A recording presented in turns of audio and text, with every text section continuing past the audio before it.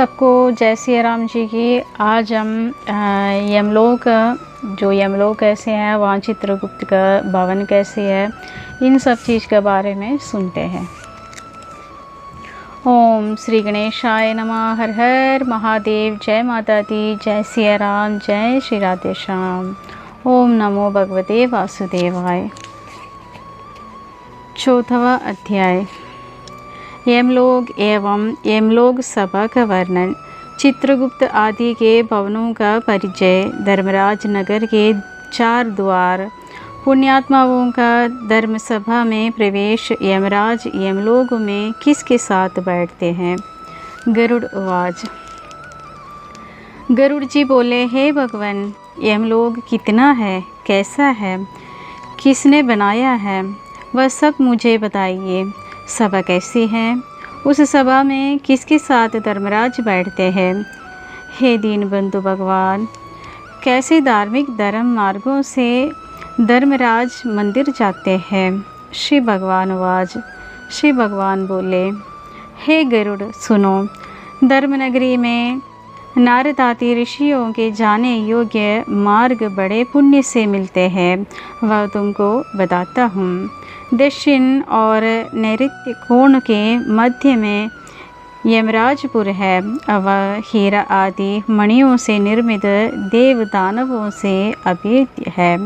वह पुर चकोर 4 द्वारों वाला ऊंची चहारदीवारी से घिरा हुआ और 1000 योजन प्रमाण वाला कहा गया है। उस पुर में चित्रगुप्त का एक सुंदर मंदिर है, जो 25 योजन लंबाई व चौड़ाई में फैला हुआ है। उसकी ऊंचाई 10 योजन है तथा वह लोहे की अत्यंत दिव्य 4 दीवारी से घिरा हुआ है।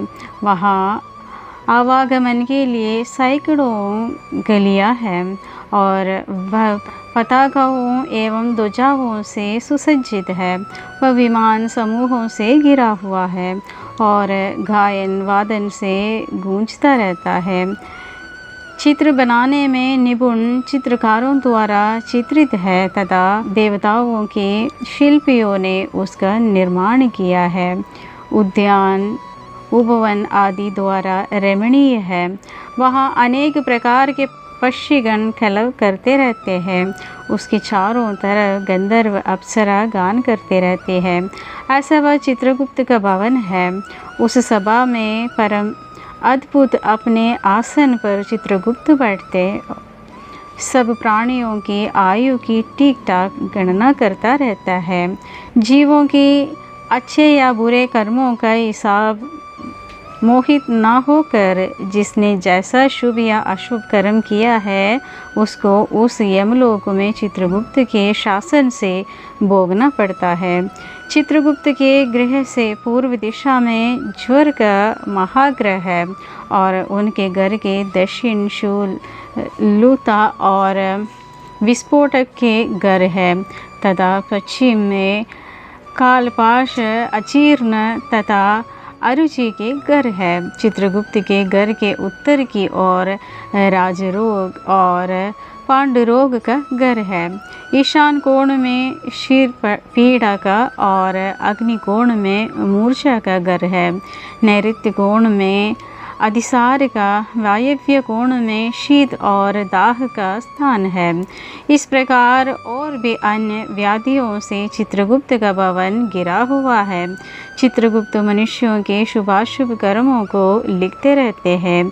चित्रगुप्त के भवन से 20 योजन आगे नगर के मध्य भाग में धर्मराज का भवन है। वह दिव्य रत्नमय तथा विद्युत की ज्वालामालाओं से युक्त और सूर्य के समान देदीप्यमान है। 200 योजन लंबा चौड़ा और 50 योजन ऊंचा है। वैथूर्य मणि से रचित 1000 स्तंभ, सुवर्ण से अलंकृत हम्र और प्रसाद गृह से युक्त है। शरद ऋतु के अब्र जैसी शोभा तथा सुवर्ण कलश द्वारा सुमनोहर चित्र स्फटिक मणि की सीढ़ियाँ ही मणि से सुशोभित होकर लाल हो रहे हैं। मोतियों की जालियों से जड़ित खिड़कियां हैं तथा ध्वजा पताका से विभूषित घंटाओं के नाना शब्दायमान सुवर्ण तोरण से अलंकृत है। अनेकानेक प्रकार के आश्चर्यजनक सुवर्ण हजारों किवाड़ों तथा वृक्षलता गुंचों से सुशोभित है। इस प्रकार अनेक प्रकार के भूषणादि से विभूषित विश्वकर्मा ने आत्मयोग के प्रभाव से निर्माण किया है। धर्मराज के भवन में 100 योजन लंबी चौड़ी दिव्य सभा है, जो सूर्य के समान प्रकाशित चारों ओर से दीप्तिमान तथा इच्छानुसार स्वरूप धारण करने वाले हैं। वहाँ न अधिक ठंडा है न अधिक गर्म, वह गमन को अधिक हर्षित करने वाले हैं। उसमें रहने वाले किसी को भी कोई शोक होता है या वृद्धावस्था आती है, न ही भूख प्यास लगते हैं और न ही किसी के साथ अप्रिय घटना ही घटित होते हैं। देवलोक और मनुष्य लोग में जितनी काम है वे सभी वहाँ उपलब्ध हैं। वहाँ सभी तरह के रसों से परिपूर्णित भक्ष्य और भोज्य सामग्रियाँ चारों ओर प्रचुर मात्रा में है। मधु, शीतल जल, उष्णाजल तथा पुण्य वाले शब्दादि भी हैं उस सभा में, और कामना को परिपूर्ण करने वाले वृक्षादि है। हे गरुड़, वहाँ किसी को भी व्यथा नहीं होती, सबके इच्छानुकूल सभा है, जिसको बहुत समय तक विश्वकर्मा ने रचा। उग्र, तपस्वी, सुव्रती, सत्यव्रती, शांत स्वरूपी, सन्यासी, सिद्ध, पवित्र कर्म करने वाले ऐसे जीव वहाँ जाते हैं। सब प्राणीगण प्रकाशमान देहयुक्त है, वस्त्र अलंकार सहित स्वकर्म पुण्य से वहाँ शोभित होते हुए रहते हैं। उस सभा के मध्य में अनुपमायुक्त भगवान सिंहासन पर आरूढ़ रहते हैं। वह 10 योजन विस्तृत सब रत्नों से अलंकृत है। सद्पुरुष में श्रेष्ठ धर्मराज आसन पर सिर पर छत्र कुंडल से शोभायमान अमूल्य मुकुट से अलंकृत है। नील मेघ के समान है। कांदी, जिसके अलंकार युक्त तथा हाथों में पंखा लेकर अप्सराएं हवा कर रहे हैं।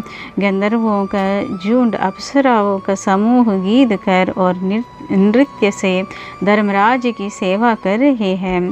पाश हाथ में धारण किए हुए मृत्यु बलिकाल चित्र विचित्र वाले चित्रगुप्त से धर्मराज सेवित है। हाथों में पाश और दंड धारण करने वाले उग्र स्वभाव वाले, आज्ञा के अधीन आचरण करने वाले तथा अपने समान बल वाले नाना प्रकार के दूतों से धर्मराज घिरे रहते हैं। हे गरुड़, अग्निश्वात, सोमप, उष्णमय, सुथावन, बर्हिषद, मूर्तिमान तथा अमूर्तिमान जो पितर है एवं आर्यमा आदि जो पितृगण है और जो अन्य मूर्तिमान पितृ है, वे सब मुनियों के साथ धर्मराज की उपासना करते हैं। अत्रि, वशिष्ठ, पुल, दश, कृतु, अंकिरा, जमदग्निपुत्र परशुराम, भृगु, पुलस्त्य, अगस्त्य, नारद, ये तथा अन्य बहुत से पितृराज अर्थात धर्मराज की सभासद में जिनके नामों और कर्मों की गणना नहीं की जा सकती है। धर्मशास्त्र की व्याज्ञा के निर्णेता गण ब्रह्मा की आज्ञा से धर्मराज की सेवा करते हैं। सभा में सूर्यवंशी और चंद्रवंशी राजा धर्मराज की सेवा करते हैं। मनु, दिलीप, मानताता, सागर, भगीरथ, अम्बरीश, अनरण्य, मुचकुंद, निमि, ययाति, पृथु, नहुष, दुष्यंत, शिवी, नल, भरत, शांतनु, पांडु, सहस्रार्जुन, राजर्षि, बड़े पवित्र, कीर्तिशाली, बहुश्रुत ऐसे ही धर्मराज के सभासद हैं। धर्मराज की सभा में धर्म की ही प्रवृत्ति रहते हैं। वहाँ ना पक्षपात है, ना ही झूठ बोला जाता है और ना ही किसी के प्रति मात्सर्य भाव रहते हैं। सभी सभासद शास्त्रविद और सभी धर्मपारायण हैं। वे हमेशा उस सभा में वैवस्वत यम की उपासना करते हैं। हे गरुड़, महात्मा धर्मराज की वह सभा इस प्रकार की है। जो परमात्मा पुरुष दक्षिण द्वार से वहाँ जाते हैं, वे उस सभा के दर्शन नहीं कर पाते। धर्मराज की पुरी में जाने के 4 रास्ता है। पापियों के गमन के लिए जो मार्ग है, उसके बारे में मैंने तुम्हें पहले ही बता दिया था। पूर्वादि 3 मार्ग से जो धर्मराज के मंदिर में जाते हैं, वे पुण्यात्मा होते हैं और अपने पुण्य कर्मों के बल से वहाँ जाते हैं। उनके बारे में सुनो। पूर्व मार्ग सांसारिक वस्तुओं के साथ तथा पारिजात वृक्ष की छाया से आच्छादित है, एक रत्न मंडप है। उस मार्ग में अनेक विमानों से व्याप्त हंस पक्षियों से सुशोभित विद्रुम बगीचा तथा अमृत बिंदु आदि से सुशोभित है। इस रास्ते से ब्रह्मर्षि, पवित्र राजर्षि, विद्याधर, महोरक आदि जाते हैं। देवताओं की आराधना करने वाले, शिव भक्ति में लगे रहने वाले, गर्मी की ऋतु में जल की प्यालू लगाने वाले, माघ के मास में लकड़ी का दान करने वाले उस रास्ते से धर्मराज की पुरी में प्रवेश करते हैं। वर्षा ऋतु में वैरागी आदि महापुरुषों के आने पर उनका दान मान से सत्कार करने वाले तथा उन्हें विश्राम कराने वाले, दुखी व्यक्तियों को अमृतमय वाणी से आश्वस्त करने वाले और आश्रय देने वाले, सत्य और धर्म में विश्वास करने वाले, क्रोध और लोभ से रहित, माता पिता में भक्ति रखने वाले, गुरु की सेवा करने वाले, भूमि का दान करने वाले, घर का दान करने वाले, गौ का दान करने वाले, विद्या का दान करने वाले, पुराण प्रवक्ता, श्रोता और पुराणों का पारायण करने वाले, ये सभी तथा अन्य पुण्यात्मा भी पूर्व द्वार से धर्मराज की पुरी में प्रवेश करते हैं। ये सभी सुशील और शुद्ध बुद्धि वाले धर्मराज की सभा में जाते हैं। दूसरा मार्ग उत्तर दिशा का है, जिसमें सैकड़ों बड़े बड़े रथ और पालकी स्थित है। नरयान द्वारा उस रास्ते से जाते हैं। उस रास्ते में हंस, सारस, चकवा, चकवी पक्षियों से सुशोभित अमृत बिंदुओं से युक्त एक तालाब है। वेद पढ़ने वाले, अभ्यागत की पूजा करने वाले, दुर्गा सूर्य की सेवा करने वाले, पर्वों पर तीर्थ स्थानों पर स्नान करने वाले, धर्म युद्ध कर संग्राम में अपने प्राण त्यागने वाले, अनशन व्रत धारण कर मृत्यु प्राप्त करने वाले, वाराणसी गो ग्रह में तीर्थ जल में गिरकर मरने वाले, ब्राह्मण के अर्थ स्वामी के निमित्त तीर्थ क्षेत्रादि में मरने वाले, देवताओं के हितार्थ अपने प्राण निछोवर करने वाले, योगाभ्यास से मरने वाले, जो सुपात्र के पूजक है, महादान में रत है, ऐसे सब व्यक्ति उत्तर दिशा के मार्ग से धर्मराज की सभा में जाते हैं। तीसरा रास्ता पश्चिम दिशा से है। वह रास्ता वन रत्नों के मंदिरों से व्याप्त है। अमृत रस से सदैव पूर्ण बावड़िया से युक्त है। वह मार्ग हाथी घोड़े से परिपूर्ण है। हाथी ऐरावत वंश के हैं, घोड़े उच्चश्रवा वंश से उत्पन्न है। इस मार्ग से आत्मा का विचार करने वाले, स्वशास्त्र का चिंतन करने वाले, मेरे अर्थात विष्णु जी के अनन्य भक्त, गायत्री मंत्र का जाप करने वाले, पर हिंसा, पर द्रव्य, पर निंदा न करने वाले, अपनी पत्नी में आसक्त, सत्य, अग्निहोत्री, वेद पाठी, ब्रह्मचारी, वानप्रस्थी, तपस्वी, मोह, पाषण, कांचन, सन्यासी, ज्ञान, वैराग्य में संपन्न, सब प्राणियों का हित करने वाले, शिव विष्णु के व्रत करने वाले, कर्म को ब्रह्म में समर्पण करने वाले, तीनों ऋणों से विमुक्त, पंचयज्ञ में रत, पितरों का श्राद्ध करने वाले, समय पर संध्या के उपासक, नीच संगति से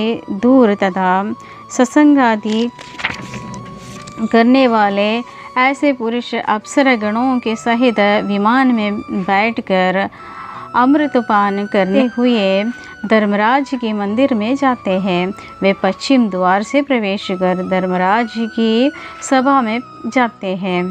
ऐसे व्यक्तियों को आया देखकर धर्मराज बार बार स्वागत संभाषण करते हैं, उन्हें उड़कर सम्मानित करते हैं और उनके सन्मुख आते हैं। उस समय धर्मराज चतुर्भुज भगवान विष्णु रूप और शंख चक्र गदा तथा शंख धारण करके पुण्य करने वाले जीवों के साथ स्नेहपूर्वक मित्रवत आचरण करते हैं। उन्हें बैठने के लिए आसन प्रदान करते हैं, उन्हें नमस्कार करते हैं और खाद्य अर्घ आदि प्रदान करके चंदनादि पूजा सामग्रियों से उनकी पूजा करते हैं।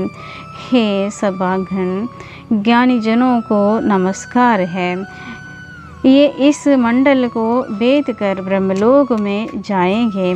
बुद्धिजनों में श्रेष्ठ नरकवीर, आप लोगों ने सुख प्रदान करने वाले पुण्यों से वेदत्व प्राप्त किया है। जो अप्राप्य मनुष्य शरीर धारण कर नित्य का साधन न कर नरक में जाते हैं, उससे अधिक दूसरा कोई दुष्ट भी नहीं है। अपर्याप्त दुर्लभ शरीर को प्राप्त कर धर्म का पालन नहीं करता, वह जो इस अस्थिर शरीर से धनादि द्वारा धर्म का संग्रह करते हैं, वही एक बुद्धिमान व्यक्ति है। इसलिए अनेक प्रयत्न द्वारा धर्म का संग्रह कर सब वस्तुओं से समन्वित पुण्य स्थान को जाइए। ऐसे धर्म वचनों को सुनकर पुण्यवान पुरुष धर्मराज व उनकी सभा को नमस्कार कर देवताओं से पूजित मुनीश्वरादियों से स्तूयमान होकर विमान में बैठ उच्चतम पद को जाते हैं। कोई परम आदर से धर्मराज की सभा में स्थिर रहते हैं, वहाँ कल्प पर्यंत निवास कर देवतादि के भोग योग शेष पुण्य में मनुष्य जन्म प्राप्त करते हैं। महाधनी सर्वज्ञ समस्त शास्त्रों में निपुण फिर आत्म विचार से परम गति को जाते हैं। हे गरुड़, यम संबंधी जो तुमने प्रश्न किया था, मैंने तुम्हें विस्तार से बता दिया। इसको कोई भक्त सुनेगा या मनन करेगा तो वह धर्मराज की सभा में जाएगा। 14वें अध्याय समाप्त। सबको समझ आ गई होंगी। 14वें अध्याय में यमराज का जो घर द्वार पे जो सभा में हम किस द्वार से जाते हैं और चित्रगुप्त का किन किन भवन है, ये इन सब के बारे में बता रखा है। तो भगवान विस्तार से बताते हैं, इसको विस्तार से अभी और बोलने का ज़रूरत नहीं पड़ते हैं। तो आशा करती हूँ पारायण पसंद आ गई होंगी। अगर पसंद आ गया तो लाइक और शेयर कर लीजिएगा, और जो भी सब्सक्राइब नहीं किया वो लोग भी कर लीजिएगा। सबको जय सिया राम जी की। हर हर महादेव।